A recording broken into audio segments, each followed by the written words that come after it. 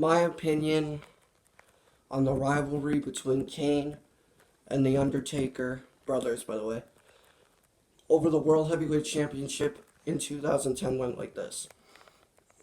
Now, back in June of that year, Kane had placed Undertaker in a vegetative state.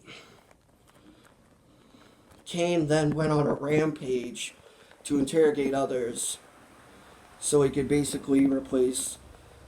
practically place the blame on them and fill them up with guilt. A certain superstar was targeted amongst the group of men that he investigated, and that man's name was Rey Mysterio. Rey Mysterio basically on one edition of SmackDown Live told Kane that it was you, said, and I quote, "It was you, Kane, it was you." And was he right? Yes, he was. Kane was the man who placed Undertaker in the vegetative state. At SummerSlam, same year, Kane defeated Rey Mysterio to retain the world title. Kane had cashed in his money in the briefcase the same night he won it on Mysterio and won the title. But you get my point. Anyway, getting back on topic, Kane beat Rey Mysterio to retain, and then all of a sudden the lights went out, a casket showed up. Kane went to open the casket, and who was inside? It was The Undertaker, of course, who had returned. Now, earlier Kane admitted to attacking The Undertaker, but yeah. So that sparked a 3-month rivalry for the world title. The first was Night of Champions. Kane defeated The Undertaker in a no-holds-barred match to retain the world title. Now, Undertaker was very weak at the time, but somehow, someway, later that month, I think a few weeks after that, another casket showed up to the ring.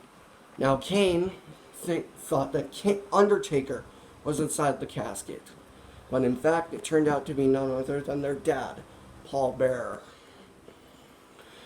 Now, Paul Bearer had returned to be assigned to accompany Undertaker.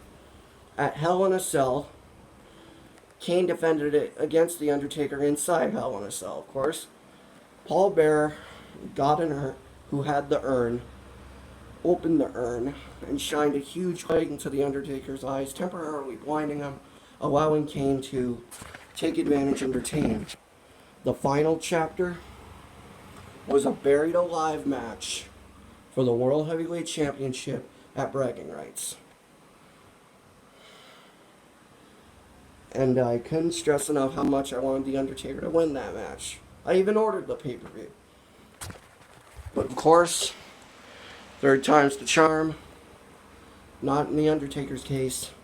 Kane, for the third straight time, defeated The Undertaker and buried him alive.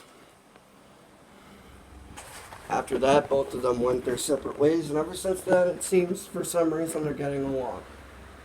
But yeah, the world title does not exist anymore. Undertaker never won it back after losing it at the Elimination Chamber earlier on that year. But anyway, I hope you enjoyed this video. Hope you learned more about the Brothers of Destruction.